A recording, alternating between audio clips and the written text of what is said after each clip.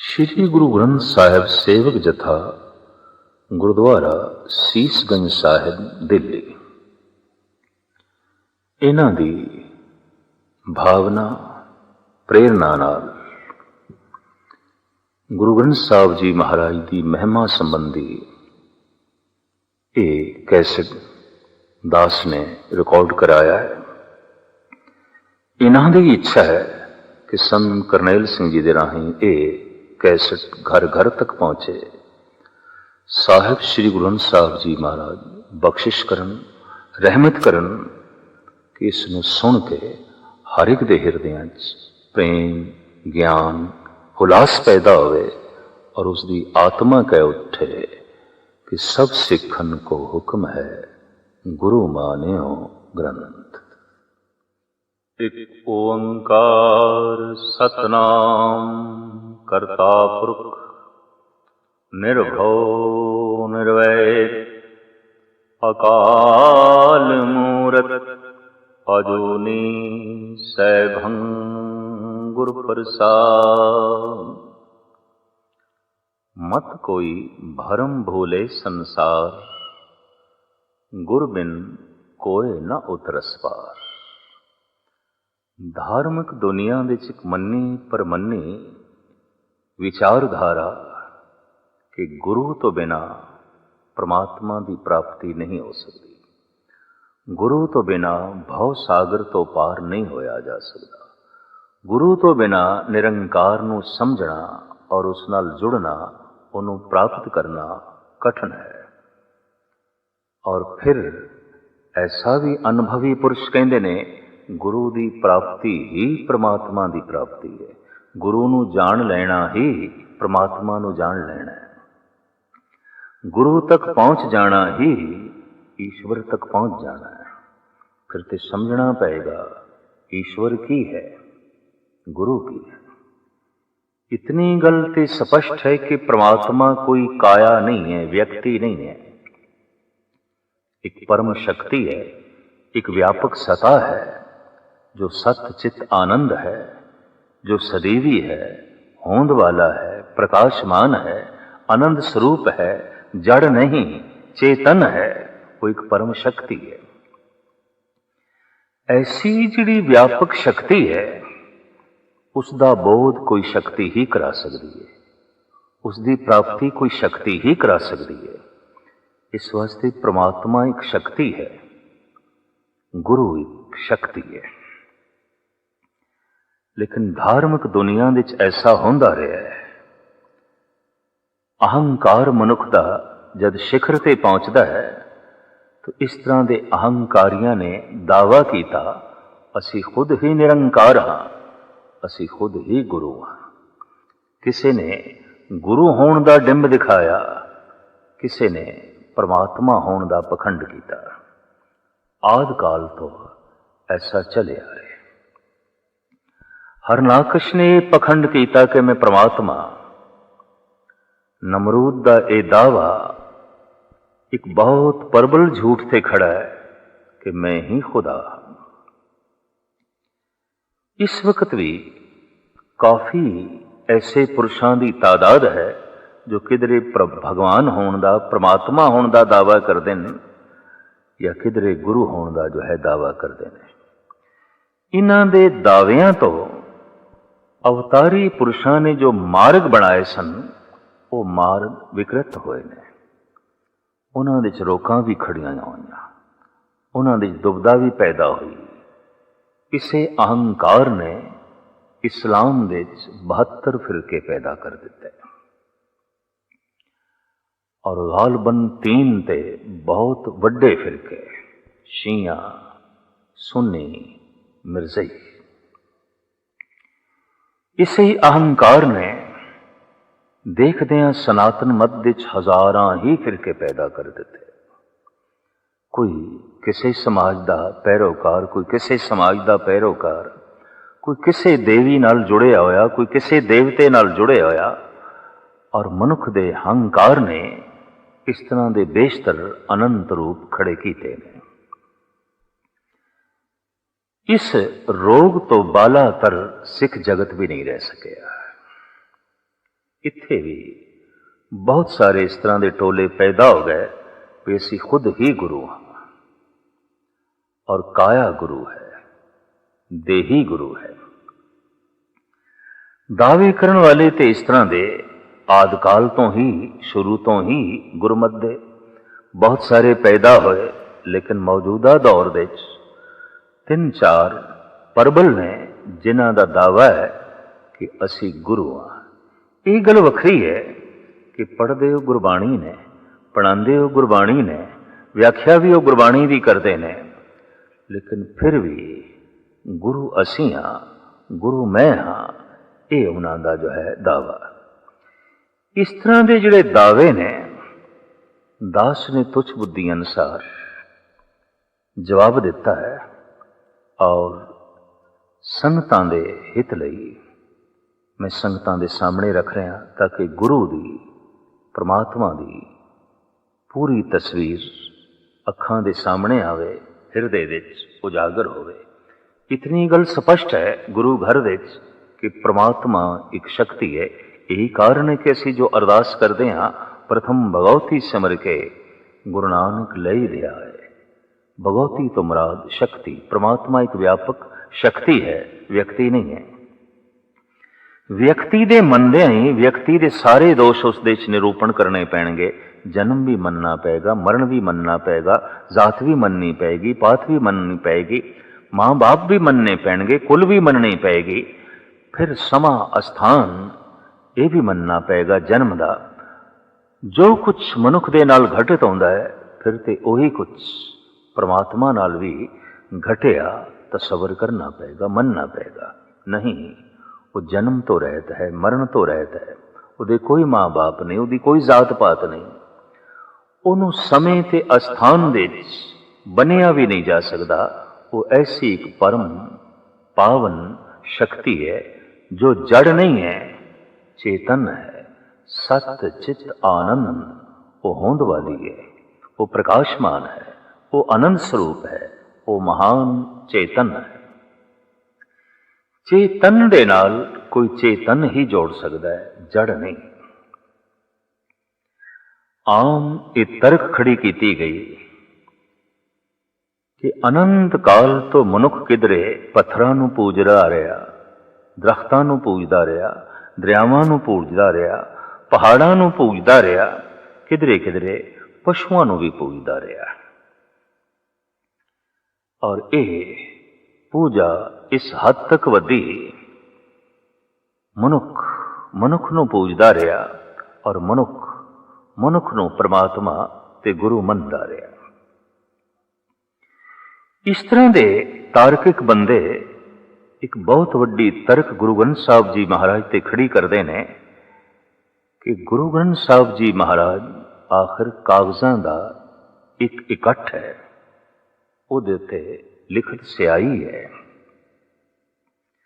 असी किस तरह गुरु मन लईए, किवें गुरु मन लईए। और ये तर्क करते ने जिससे अनंत काल तो लोकी पत्थर पूजते रहे ने, पत्थर जड़ है, तो गुरु ग्रंथ साहब जी भी जड़ ने। कोई विज्ञानिक दृष्टि नाल इसनूं साबित करे कि कागज चेतन है, तो इसका जवाब गुरु ग्रंथ साहब जी महाराज की बाणी दे चों ही मैं देने की कोशिश कर रहा। तर तार अपवित्र कर मानिए रे, जैसे कागरा करत विचारन।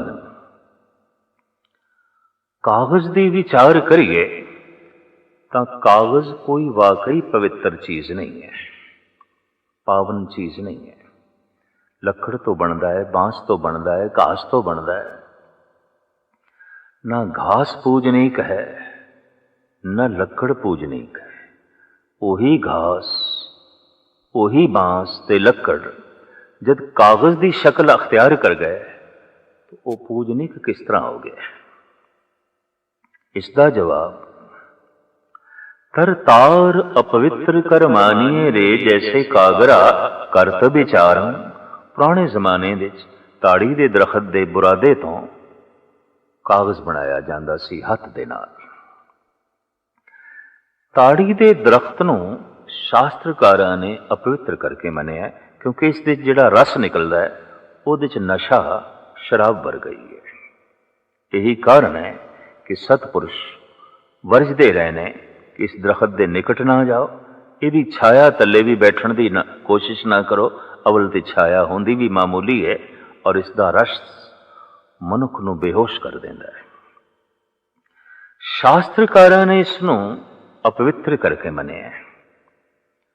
ਭਗਤ ਰਵਿਦਾਸ ਜੀ ਮਹਾਰਾਜ ਕਹਿੰਦੇ ਨੇ, ਇਸੇ ਅਪਵਿੱਤਰ ਦਰਖਤ ਦੇ ਬੁਰਾਦੇ ਤੋਂ ਜਦ ਬਣ ਗਿਆ ਕਾਗਜ਼, ਤੇ ਉਸੇ ਕਾਗਜ਼ ਦੇ ਉੱਤੇ ਜਦ ਲਿਖ ਦਿੱਤਾ ਗਿਆ ਪ੍ਰਮਾਤਮਾ ਦਾ ਨਾਮ ਤੇ ਪ੍ਰਮਾਤਮਾ ਦਾ ਗਿਆਨ, ਤਰਤਾਰ ਅਪਵਿੱਤਰ ਕਰ ਮਾਨੀਏ ਰੇ ਜੈਸੇ ਕਾਗਰਾ ਕਰਤ ਵਿਚਾਰਨ, ਭਗਤ ਭਗੌਤ ਲਿਖਿਏ ਤੈਂ ऊपर पूजिए कर नमस्कार। तो फिर पूजिया जा रहा है कागज, मत्था टेकिया जा रहा है, परिक्रमा की जा रही है। तो क्या है, एक कागज नूं मत्था टेकिया जा रहा है। कागज गलियां गलियां विच रुल रहा है, कागज मनुख दे पैरां थले रुक रहा है। असी अखबार कोई किताब पढ़ते एक पासे सुट देंदे हैं। कौन सजदा करता है, कौन पूजा करता है और कौन इन्हों दसे कि वाकई सिख जगत कागज का पुजारी है। तो सड़कों ते गलियां गलियां विच रुलदा होया कागज, ये भी पूजिया जाना चाहिए है? नहीं, कागज की पूजा सिख जगत नहीं करता, ज्ञान की पूजा करता है, परमात्मा के नाम की पूजा करता है। ये गल वखरी है कि वह नाम, वो ज्ञान कागज के उपर लिखे हुआ है। जो परमात्मा तो प्रगट होया वो कागजां ते छपया। परमात्मा दे बोल, परमात्मा दा अनुभव, परमात्मा दा ज्ञान, इसके उत्ते तरक ये खड़ी की जाती है कि 250-300 रुपए या वध तो वध 500-700 रुपए का मिल जाता है। गुरु की यही कीमत हो गई। आखिर गुरु की यही हस्ती ते शक्ति हो गई। पर कौन दसे ये 500-700 रुपए कागज की कीमत है, स्याही की कीमत है, कुछ मनुखी मेहनत की कीमत है।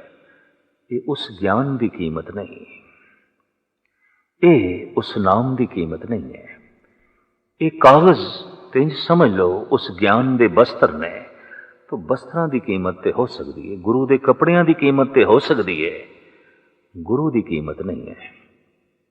गुरु महान है, अतुल है, अमूल्य है।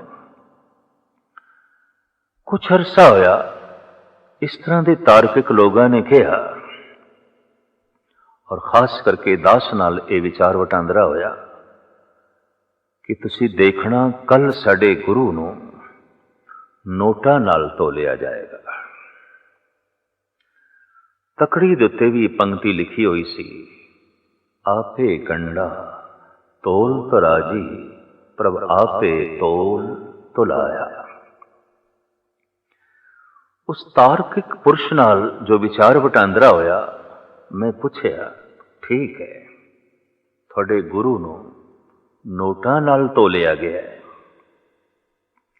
क्या दस सकोगे एक पलड़े विच थोड़ा गुरु बैठा ते दूसरे पलड़े विच किन्ने क नोट सन? उन्हें जो अंदाजन दसे कि 9 लाख के करीब ये नोट सन, छोटे नोट होने ने। इस वजन दे नाल साडे गुरु नूं तोलिया गया। तो मैं कह दिता, थोड़े गुरु की कीमत 9 लाख रुपए है। तराजू दे 2 पलड़े बराबर हो गए। एक पासे थोड़ा गुरु बैठा, एक पासे 9 लाख रुपए है, तो गुरु की कीमत 9 लाख रुपए है। तराजू तुला आलमे वजूद विच क्यों आई? महज इस वास्ते कि जो कीमत दी जा रही है, जो वस्तु दी जा रही है, उसके बदले उतनी वस्तु जो है मिल जाए। जब करंसी का प्रचलन नहीं सी, पैसे धेले का प्रचलन नहीं सी, ਵਸਤੂਆਂ ਦੇ ਬਦਲੇ ਹੀ ਵਸਤੂਆਂ ਦਿੱਤੀਆਂ ਜਾਂਦੀਆਂ ਸਨ ਔਰ ਜੀਵਾਂ ਦੇ ਬਦਲੇ ਜੀਵ ਦਿੱਤੇ ਜਾਂਦੇ ਸਨ। 2 ਬੱਕਰੀਆਂ ਦੇ ਕੇ ਇੱਕ ਗਊ ਲੈ ਲਈ ਜਾਂਦੀ ਸੀ। 4 ਗਊਆਂ ਦੇ ਕੇ ਲੋਕੀ ਇੱਕ ਊਠ ਲੈ ਲੈਂਦੇ ਸਨ।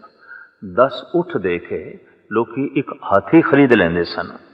ਇਸ ਤਰ੍ਹਾਂ ਦਾਣੇ ਦੇ ਕੇ ਕੱਪੜਾ ਖਰੀਦ ਲੈਣਾ, ਕੱਪੜੇ ਦੇ ਕੇ ਦਾਣੇ ਲੈ ਲੈਣੇ, ਇਹ ਆਮ ਪ੍ਰਚਲਨ ਸੀ।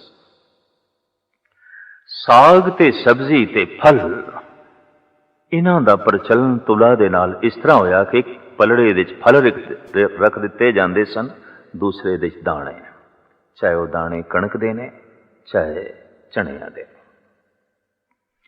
ਵੱਧ ਘਟ ਨਾ ਹੋਵਨ ਤਾਂ ਦੋਵੇਂ ਪਲੜਿਆਂ ਨੂੰ ਬਰਾਬਰ ਕੀਤਾ ਜਾਂਦਾ ਸੀ। ਤਰਾਜ਼ੂ ਦਾ ਜਨਮ ਇਸ ਵਾਸਤੇ ਹੋਇਆ ਸੀ। तो गल स्पष्ट हो गई कि एक पलड़े च 9 लाख रुपए, एक पलड़े च गुरु, इस गुरु की कीमत 9 लाख रुपए।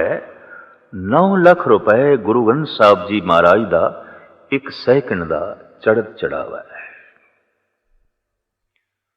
और गुरु ग्रंथ साहब जी महाराज सारी दुनिया विच प्रकाशमान ने। जो अपने आप को धन नाल तुलवाण ते राजी हो गया है, वो कोई राजनीतिक हो सकता है, संसारी हो सकता है। ज्ञान ते अनुभव सतपुरुष पैसों नाल तोले नहीं जाते, पैसे उन्होंने कदमां च भेंट किए जाते हैं। धन भेंट किया जाता है, धन नाल वो तुलवांदे नहीं आते। तोल दिता तो धन ते उन्होंने कीमत हो गई।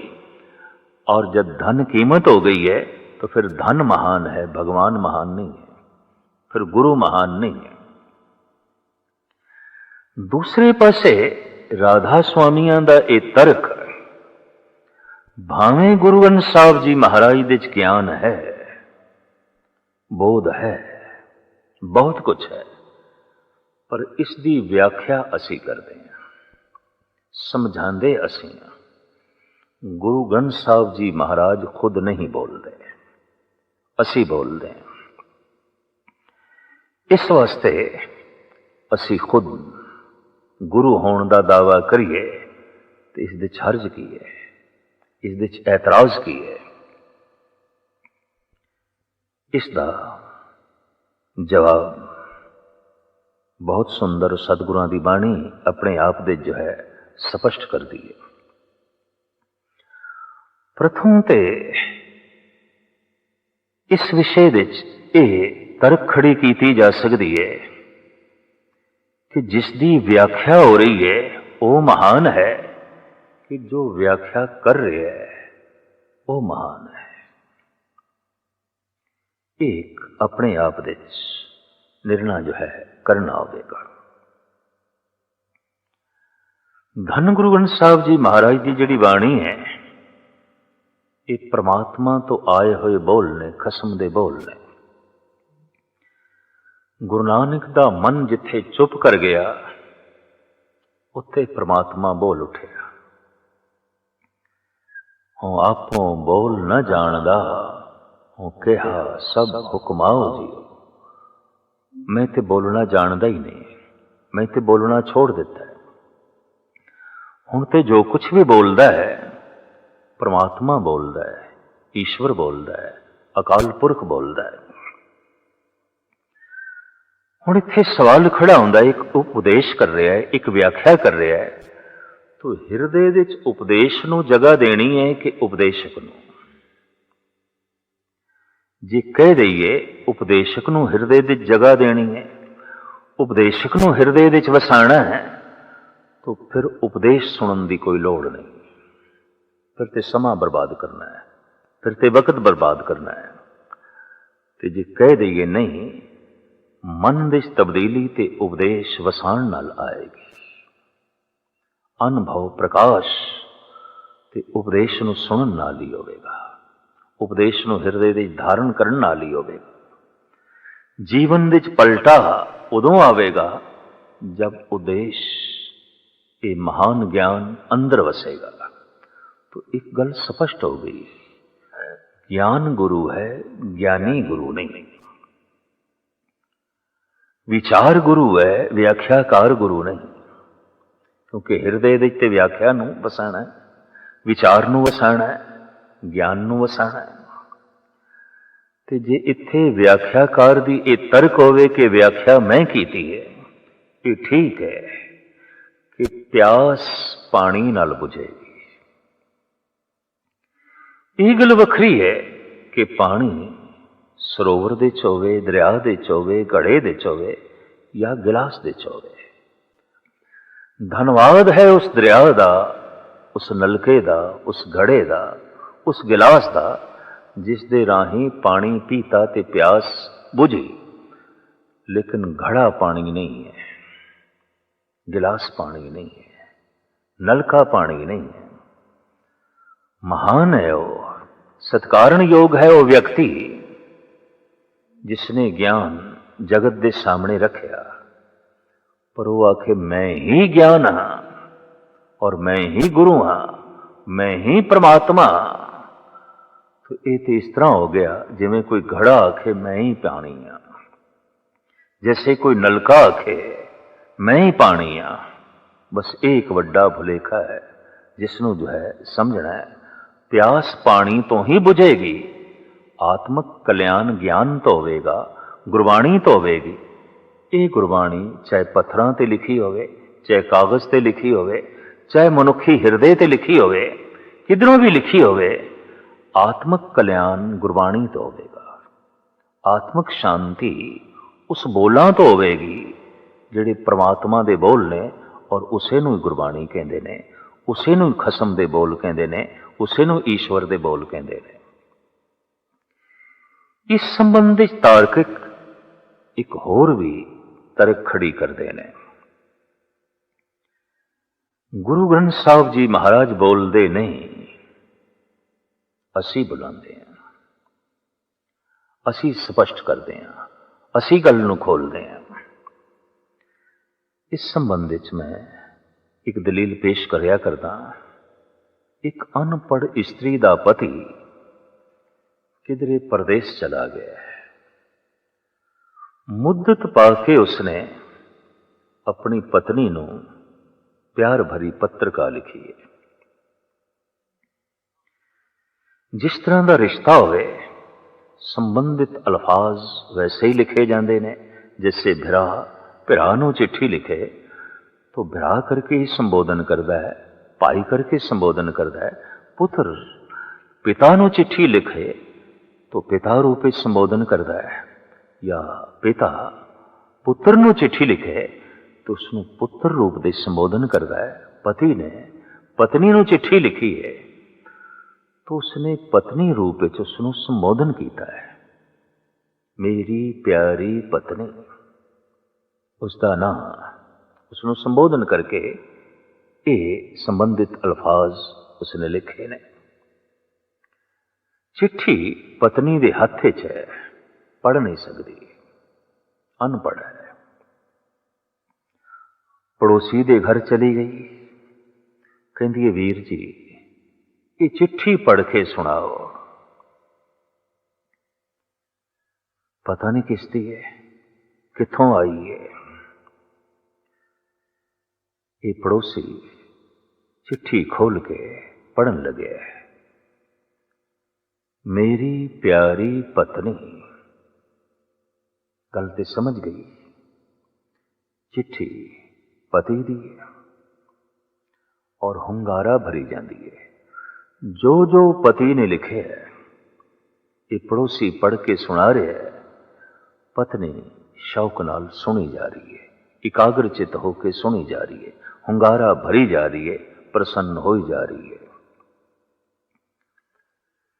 चिट्ठी पढ़ने वाले दे मन विच ये मुगालता हो जाए कि मैं ये शब्द दोहराए ने, मेरी प्यारी पत्नी, और इसने हुंगारा भी भरिया है, खुश भी हुई है, प्रसन्न भी हुई है। तो क्यों ना मैं दावा कर दिया तू मेरी पत्नी मैं तेरा पति। चिट्ठी पढ़ के सुनाने वाला जे पति होने का दावा करे दुष्ट है, दुराचारी है, गुरु ग्रंथ साहब जी महाराज की बाणी पढ़ के सुनाने वाला व्याख्याकार अगर गुरु होने का दावा करे तो उस तो वड्डा होर कोई पखंडी नहीं, उस तो वड्डा होर कोई झूठा नहीं। सत्कार है तेरा, सम्मान है तेरा, धन्यवाद है तेरा कि तू चिट्ठी पढ़ के सुना देती। पर बदकिस्मती है तेरी कि तू दावा कर देता है कि खसम नहीं मैं, ये चिट्ठी मेरी। इस तरह के दावे सिख जगत दे जो है मौजूद। गुरबाणी पढ़नी, गुरबाणी पढ़ानी, फिर मनुखता नूं कह देना ये गुरबाणी कुछ नहीं, असी स्वयं गुरु हाँ, असी आप गुरु हाँ। मनुख दे हंकार ते अज्ञानता तो बिना इस दे च होर कुछ जो है प्रगट होंदा नहीं। दूसरी एक तर्क कि चार लिखे हुए ये अखर इन्हां नूं ही गुरु मन लईए। इन्हां विच की है? ये ते जड़ ने, चेतन थोड़ी ने। जे कागज जड़ है, ये अखर भी चेतन जो है जड़ ने, इन्हां विच भी कुछ नहीं। इस संबंध विच एक जवाब। परदेश गए एक बच्चे ने अपने घर अज चिट्ठी लिखी है मां बाप नूं। ये भैन दा इकलौता भरा है, ये मां बाप दा इकलौता लड़का है, ये पत्नी दा प्यारा पति है। इस चिट्ठी नूं पढ़ के सारा घर नच उठिया है, खुश हो रहा है, बार बार चुमदे पे ने। सवाल ये पैदा होंदा है, इन्हां घर वाले नूं कौन समझाए? चार अखर ही ते ने जिन्हों पढ़ के नचदे पे हो, जिन्हों पढ़ के खुश पे होंदे हो, जिन्हों पढ़ के आपे तो बाहर पे होंदे हो। और अज एक टेलीग्राम आ गई, थोड़े जी अखर ने भी थोड़े बच्चे का एक्सीडेंट हो गया, हादसा हो गया, उसते उसकी मृत्यु हो गई है। सारे घर विच मातम छा गया। भैन दे हंझू थमदे नहीं, पत्नी दे श्वास थम गए ने। मां दा चलना जमीन ते मुहाल होया है और पिता दे सिर ते आसमान डिग पिया। घर शमशान घाट बन गया है। हुण कोई तर्कशील पुरुष इन्हां नूं इह आखे चार अखरां नूं पढ़ के ही घर नूं शमशान घाट बना बैठे हो। सिर्फ चार अखरां नूं पढ़ के ही इतना वड्डा रुदन, ठीक है, चार अखर ही ने, पर इन्हां चार अखरां विच बहुत कुछ है, बहुत कुछ है। 5 साल तो गया होया एक परदेसी, उसकी भी टेलीग्राम घर दे चाहिए, उसकी भी तार घर दे चाहिए कि मैं फलाने समय ते घर पहुंच रहे हैं। 5 साल तो बाद आ रहा है। मां दी अखां विच नवी रोशनी आ गई चार अखरां नूं पढ़ के। पिता दे पैरां विच नवी गति आ गई। पत्नी दे श्वासां विच पता नहीं कित्थों दी अगम्मी महक पैदा हो गई। भैणां दा हासा हुलास रुकदा ही नहीं। ते कोई ये आखे सिर्फ चार अखरां नूं पढ़ के ही घर नूं मेला बना बैठे हो, घर नूं उत्सव मंगल दा अखाड़ा बना बैठे हो। भावें चार अखर ने, पर इन्हां चार अखरां विच बहुत कुछ है, बहुत कुछ है।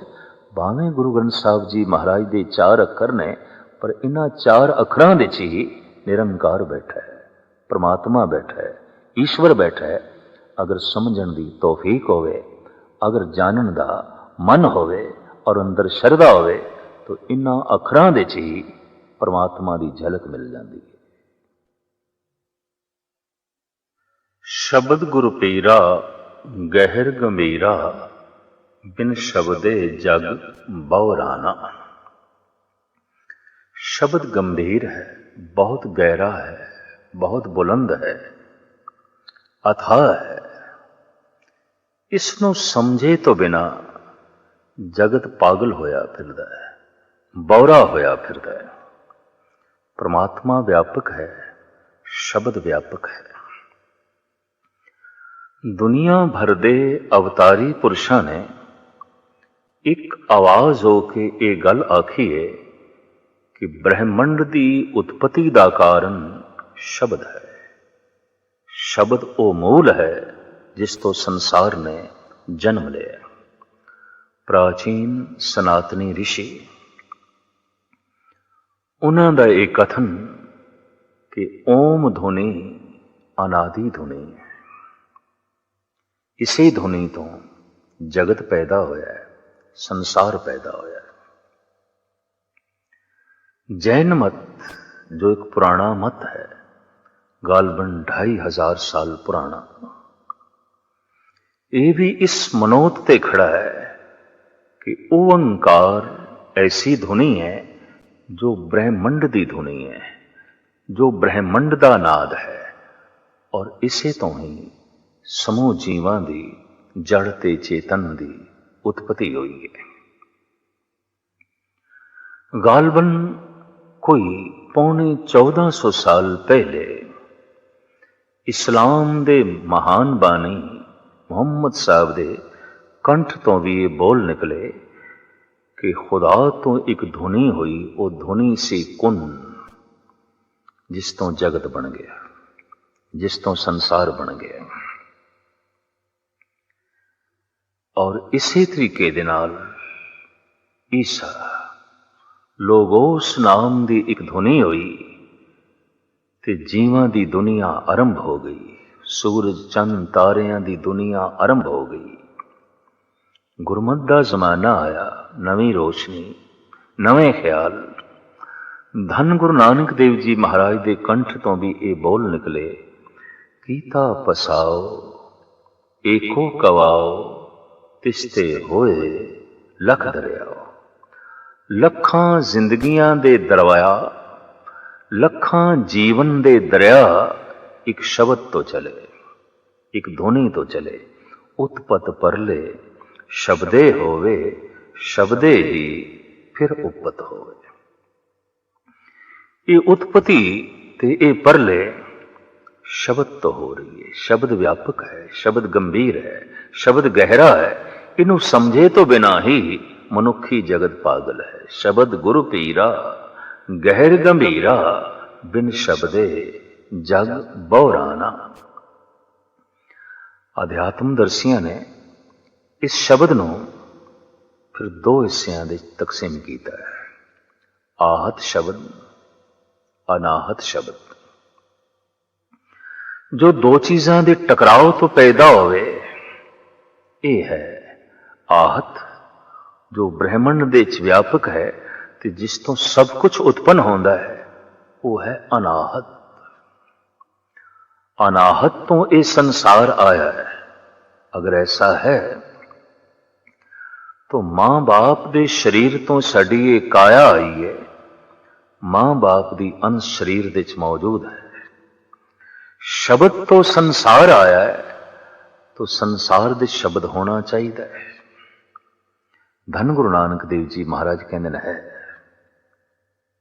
घट घट वाजे नाद, भोगत ज्ञान दया भंडारन। घट घट वाजे नाद, घट घट दे च ब्रह्मनाद वज रहे है। घन घट दे च अनाहत दी धुनी गूंज रही है। सुनाई क्यों नहीं दे रही? साडे कन बाहरमुखी सुनन दे समर्थ ने, अंतरमुखी जिस दिन जद कोई होंदा है ध्यान साधना करके, तो उसनों ये ब्रह्म दा नाद सुनाई देंदा है, परमात्मा दे बोल सुनाई देंदे ने। और उसे नूं सुनाई देंदे ने जो अंतर्मुखी हो गया है ते खुद चुप कर गया है। साहिब गुरु नानक देव जी महाराज कहते, मैं ते चुप कर गया, मैं ते बोलदा ही नहीं, कसम बोलदा है, परमात्मा बोलदा है। साहिब गुरु नानक देव जी महाराज चुप कर गए, अंदरों बोलिया परमात्मा। और वो जिहड़े बोल ने, चूंकि परमात्मा दा बोध करांदे ने, इस वास्ते आख्या गया गुरु बाणी, बाणी गुरु। चूंकि ये उस घड़े विचों पानी पीता गया, गुरबाणी का आनंद माणिया गया, जिस घड़े का नाम सी नानक, शरीर का नाम सी नानक, अंदर जिहड़ी जोत सी, जो फिलसफा सी, जो ज्ञान सी, उसी गुरु, गुरु नानक। ये जोत, ये ज्ञान घर बदलती रही। दूसरे घड़े, दूसरे शरीर का नाम सी, दूसरे महल का नाम सी अंगद। जोत ओही है, फिलसफा ओही है, ज्ञान ओही है, गुरु अंगद। गुरु जोत है, अंगद घर का नाम है, अंगद काया का नाम है। गुरु अमरदास, गुरु शब्द है, गुरु फिलसफा है, गुरु ज्ञान है, गुरु ज्योति है। अमरदास शरीर का नाम है। जोत नूं एक पासे कर दईए, ज्ञान नूं एक पासे कर दईए, फिलसफे नूं एक पासे कर दईए, उस परम प्रकाश नूं एक पासे कर दईए, तो बच जाते ने अमरदास। जोत का संबंध जोड़ दईए तो बन जाते ने धन गुरु अमरदास। निथावियां दे थां, निमाणियां दे बाण, न्योटियां दी ओट। मूल गल कि शब्द गुरु है। विद्वान और खास करके संगीत आचार्य शब्दां नूं फिर इस प्रकार वंडदे ने। वो कहंदे ने 5 तरह के शब्द ने, और उन्होंने बकायदा उन्होंने नाम भी रखे हुए ने। तत्, वित, घण, नाद, सुर। इसकी व्याख्या वो इस तरह करते हैं, तत् तंती, वित चर्म का, घण का सी का जान, नाद शब्द घट को कहें सुगर श्वास पहचान। तंती साजां दे उत्ते जो जरब पहुंचाई जाती है, चोट की जाती है, उस तो जिहड़ी धुनी उत्पन्न होती है, उन्होंने कहते हैं तत् शब्द। वित चरम का, चमड़े के जिहड़े मड़े हुए साज ने, ढोलक है, तबला है, मरदंग है, टाबे ते आदक है, इन्हां दे उत्ते हथ दी या सोटी दी जरब दे नाल जो धुनी पैदा की जाती है, इनू कहते ने वित। घण का सी का जान, धातुआं दे नाल जद धातुआं टकरांदियां ने, लोहे नाल लोहा, पित्तल नाल पित्तल, या सोना लोहे नाल टकराए, लोहा सोने नाल टकराए, जद धातुआं नाल धातुआं टकरांदियां ने, उस तो जिहड़ी धुनी पैदा होंदी है, उसनूं कहंदे ने घण। नाद शब्द घट को कहें, घड़े दे उत्ते थाप दे के उहदे चों जिहड़ी आवाज बुलंद होंदी है, उहनूं कहंदे नाद शब्द। सुगर श्वास पहचान, जो पवन दे फूकण तो शब्द पैदा होंदा है, आवाज पैदा होंदी है, उहनूं कहंदे सुगर। शहनाई, शंख, मुरली, हारमोनीयम, नरसिंगे, इस तरह के होर साज जो पवन दे फूकण दे नाल ही आवाज नूं अपने विचों बुलंद करके कढ़दे ने। यह आवाज, ये धुनी, ये शुगर शब्द जो है कहलांदी है। पशु जो बोलते ने ते मनुख जो बोलते ने, ये भी शुगर शब्द है। क्यों? देही माटी बोले पवन। इस मिट्टी दे पुतले विच जद बोलन का ख्याल पैदा होंदा है, फुरना पैदा होंदा है, तो पवन नाभि नाल टकरांदी है, नाफ नाल टकरांदी है। ये नाभि बिल्कुल शहनाई का काम करती है, शंख का काम करती है। यही कारण है कि नाभि नूं साडे देश विच कहंदे ने धुनी, जिथों धुन बुलंद होंदी है, जिथों धुन उठती है, जिथों आवाज उठती है। सारे देश विच नाफ नूं, नाभि नूं धुनी कहंदे ने। वाकई धुन इत्थों उठती है और जद इत्थों उठदी है इनू कहंदे ने परा शब्द, परा बाणी। ये उठती है पवन दे टकराव नाल, जैसे पवन नाभि नाल टकरांदी है, नाभि थोड़ी जिहां खुलदी है, अंदरों धुन निकलदी है। इस धुनी तो ये धुन नाम इसका पै जांदा है परा। ये हिरदे तक पहुंचती है, थोड़ी जिहां तरतीब बनदी है अल्फाजां दी, इनू कहंदे ने पसंती। और ये जब कंठ तक पहुंच जाती है, जो कुछ कहना है सब कुछ तरतीब वार हो जाता है, इनू कहंदे ने मधमा। जब जबान बयान कर देंदी है, इनू कहंदे ने बैखरी। परा, पसंती, मधमा, बैखरी, ये चार बाणियां ने। साडे कंन जो सुनते ने, ये बैखरी नूं सुनते ने, जो जगत बोल रहा है।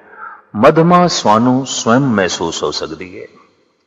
पसंती असी खुद अनुभव कर सकते हैं। गहरी ध्यान साधना नाल परा तक भी जो है पहुंचा जा सकता है।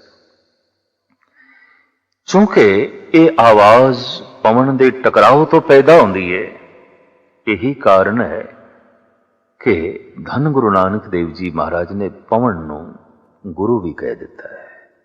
पवन गुरु, पाणी पिता, माता धरत मात, देही माटी बोले पवन। बोलना ते पवन करके है। बोलन करके जगत दे संबंध स्थापन होंदे ने। सारे संबंध, सारे रिश्ते बोल चाल ते खड़े ने। और बोलना मनुखी दुनिया दे च ही आया है, पशु पक्षियां कोल नहीं है, वनस्पति कोल नहीं है। जिस कोल ये बोलना नहीं है, सिर्फ आवाज है, अल्फाज नहीं, वो वाकई दया दा पात्र बन जाता है, गूंगा। जीवन का सारा विकास उसका रुक जाता है। ना कोई वो साइंटिस्ट बन सकता है, ना भगत बन सकता है, ना संगीतकार बन सकता है, ना कवि बन सकता है, ना ही गूंगे दी कोई कामयाब गृहस्थी जिंदगी आती है। क्योंकि संबंध जोड़न दा वसीला उसदे कोल है ही नहीं। संबंध जुड़ते ने बोल चाल दे नाल। जिथे मनुख दे संबंध बड़े गूढ़े होन, मनुख कह देंदा है फलानी थां ते साडी बोल चाल बड़ी गूढ़ी है। और जिथे कोई रिश्ता नहीं, जिथे कोई संबंध नहीं, मनुख कह देंदा है साडी बोल चाल उत्थे नहीं है। इसका मतलब है संबंध बोल चाल ते खड़े ने, ते संबंध दा टुट जाना वास्तविक की है, बोल चाल दा बंद हो जाना। एक सियाणा मेहमान एक दिन दे च अंदाजा ला लैंदा है कि पति पत्नी दे संबंध विच दराड़ पई है। क्यों? वेखदे ते ने, बोलदे नहीं। वेखण दे नाल संबंध नहीं जुड़दा, बोलण दे नाल संबंध जुड़दा है। वेखदा ते मनुख दुश्मन नूं भी है, वैरी नूं भी है, पर रिश्ते ते उत्थे ही जुड़दे ने जिथे बोलना आरंभ हो जाए। एक सियाणा पुरुष छेती समझ जाता है कि दो मित्रां दे संबंध विच दराड़ पै गई है, दो भरावां दे रिश्ते विच कोई दीवार खड़ी हो गई है। स्पष्ट हो जाता है क्योंकि बोलना नहीं है। सारे जगत दे रिश्ते बोलते खड़े ने। गूंगे कोल आवाज है, अल्फाज नहीं। यही कारण है कि आम कहा जाता है गूंगे दे इशारे गूंगे दी मां ही समझे। और कौन समझ सकता है? और तो कोई भी नहीं समझ सकता। दुनिया की सब तो ज्यादा दया दा पात्र है गूंगा, जो किसी नाल भी संबंध जोड़न दे समर्थ नहीं है और जिंदगी के किसी भी पहलू दे विकास भी नहीं कर सकता। संसार के इतिहास दे खला मौजूद है। गूंगा कोई कवि नहीं बनया, दार्शनिक नहीं बनया, फिलोसफर नहीं बनया, चिंतक नहीं बनया, संगीतकार नहीं बनया, भगत नहीं बनिया, ज्ञानी नहीं बनिया और ना ही कोई विज्ञानी बन सकिया, क्योंकि बोलना ही नहीं है। ये ज्ञानी होना, विज्ञानी होना, भगत होना, दार्शनिक होना, चिंतक होना, ये सारा बोलन ते खड़ा है। पातशाह की बाणी कहती बोलन हार परम गुर यही। ये जो बोलना है यही परम गुरु है। कुछ बोल ऐसे ने जिस करके संसार नाल संबंध जुड़ते ने, उन्होंने कहते ने शब्द।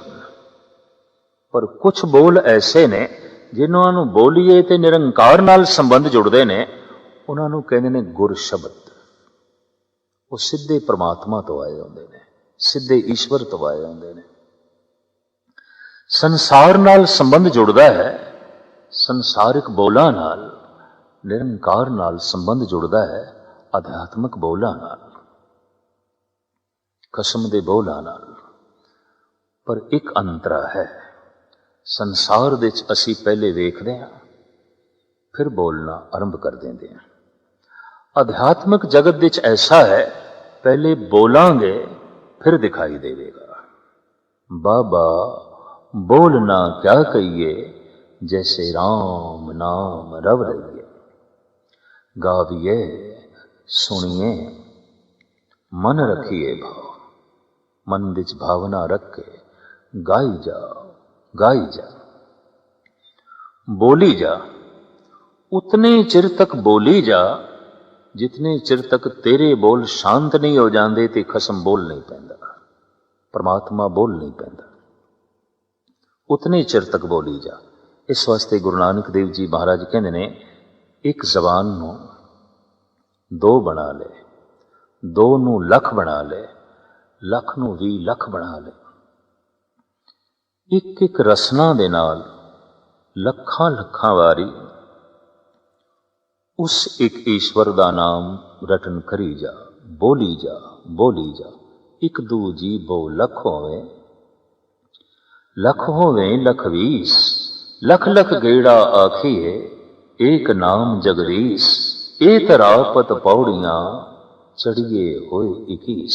परमात्मा दे दर्दियां यही पौड़ियां ने, चढ़ के तू एक ईश्वर का रूप हो जाएगा। बोली जा, बोली जा, और उतने चिर तक बोली जा जितने चिर तक तेरा बोलना चुप नहीं हो जाता और तेरे अंदर परमात्मा बोलन नहीं लग पैंदा। वाकई जिस दिन अपनी रसना शांत हो जाती है, प्राणा दे शब्द चल पैंदा है। एक शब्द मेरे प्राण बसस हैं, बहुड़ जन्म ना आवा। इसे नूं मेरे पातशाह ने कहा, दम दम सदा संभालदा, दम न बिरथा जाए। इसे नूं धन गुरु गोबिंद सिंह जी महाराज ने जफरनामे की बाणी दे राहीं औरंगजेब नूं उपदेश करदिआं होइआं आख्या, लबा लब बिकुन दम बदम नोशकुन, गमे हर दो आलम फरामोशकुन। जे तू दो जहानां दे गम दूर करना चाहना है तो अपने दमां दे प्यालियां दे खुदा दा नाम भर ले, ईश्वर दा नाम भर ले। भाई साहब भाई नंद लाल ते इत्थे तक कहंदे ने, वाए बरनफ से कि बेहुदा गुजस्त, अल गयाज अज गफलत मां अल गयाज। हे गुरु, जेड़ा श्वास तेरे नाम दे उचारण तो बिना लंघ गया, जिस श्वास दे शब्द नहीं सी, तेरी याद नहीं सी, उस गुजरे श्वास का मैनू अफसोस बड़ा हुंदा है। एक ऐसी अवस्था हुंदी है, प्राणा दे च रम जांदा है, श्वासां दे च रम जांदा है और अंदर बोलना आरंभ हो जाता है।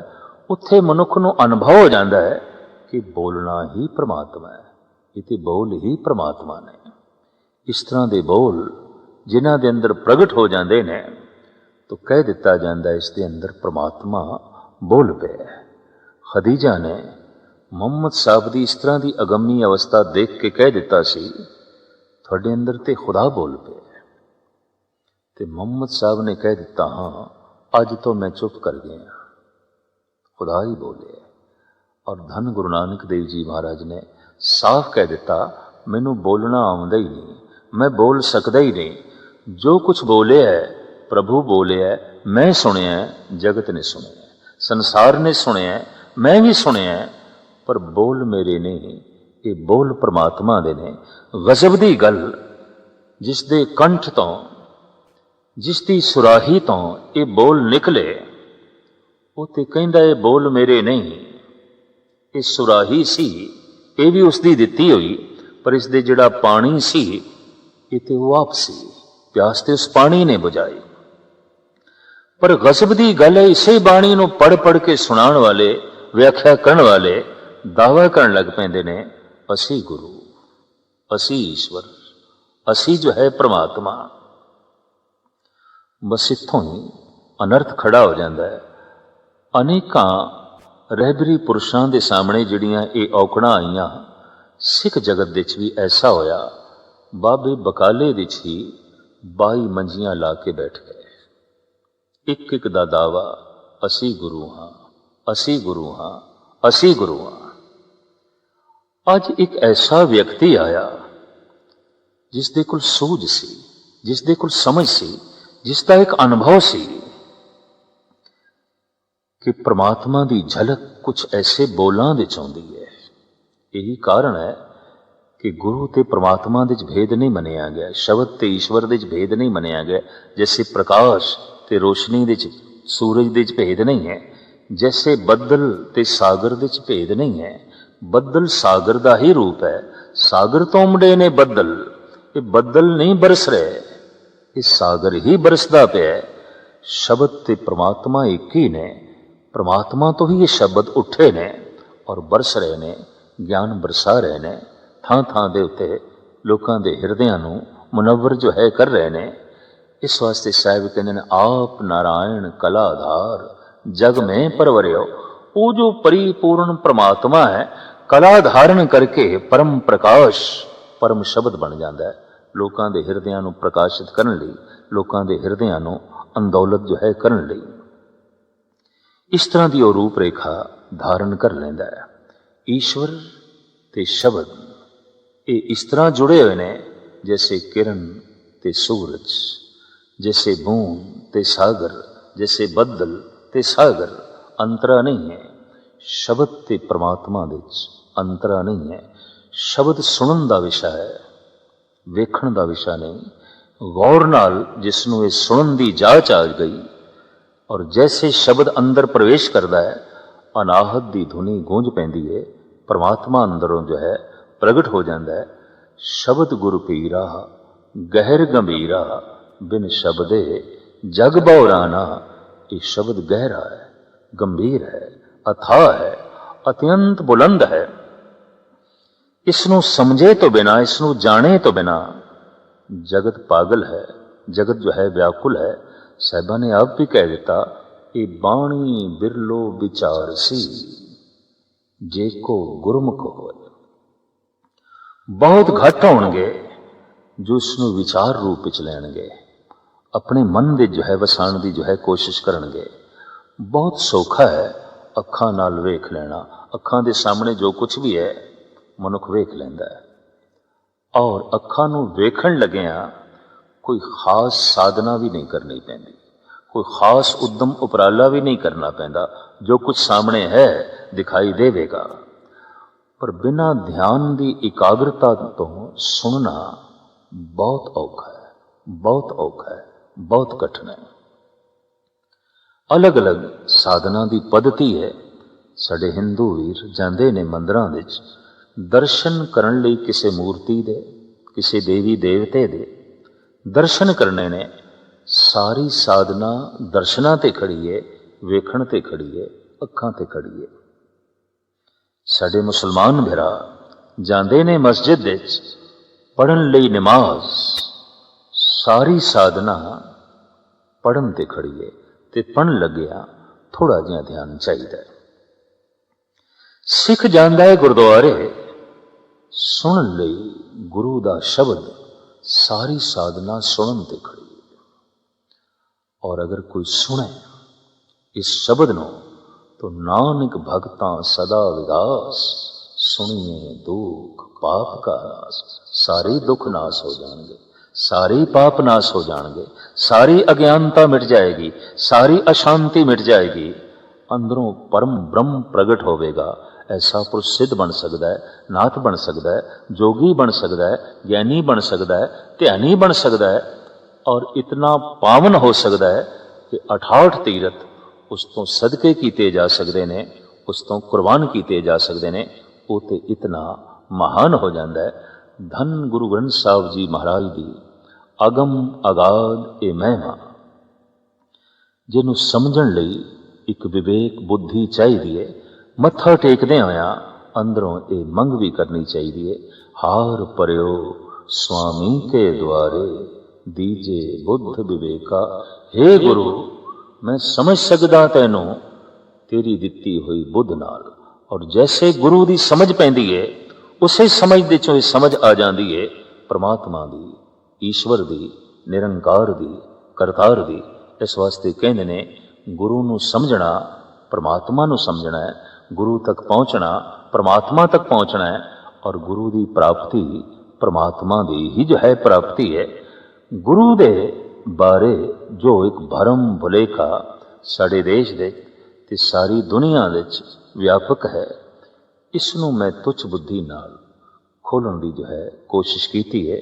अगर गुरु वाकई काया है तो काया ते हर एक दे कोल है और गलबन 5 अरब के करीब काया ने, सारे गुरु हो गए।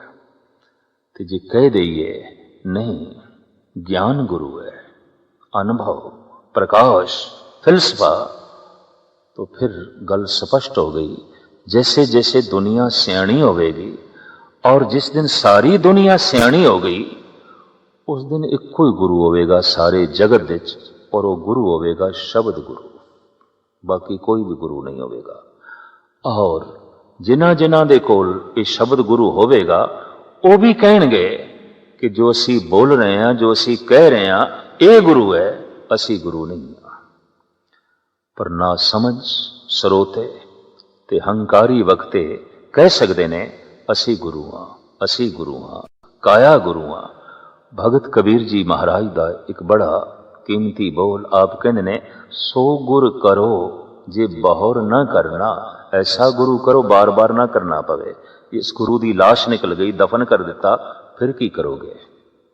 परमात्मा मरदा नहीं, शब्द कदी मरदा नहीं। परमात्मा अमर है, शब्द सतीवी है, हमेशा है। परमात्मा व्यापक है, शब्द भी जो है व्यापक है। इस वास्ते कबीर कहते ने, सो गुर करो जे बहुर न करना, सो ध्यान धरो जे बहुर न धरना, सो पद रवो जे बहुर न रवना, ऐसे मरो जे बहुर न मरना। शब्द नू जप जप के अपना हंकार ऐसा मार दो, अपनी मैं नू ऐसा मिटा दो, परमात्मा नू प्रगट कर दो, ताकि बार बार न मरना पवे। वाकई अमर ज्योति गुरु ग्रंथ साहिब जी महाराज दे नाल जुड़दे आई जन्म मरण दे गेड़े तो मनुख बच जाता है इस युग दे, और हमेशा लई जुगो जुग अटल। धन गुरु ग्रंथ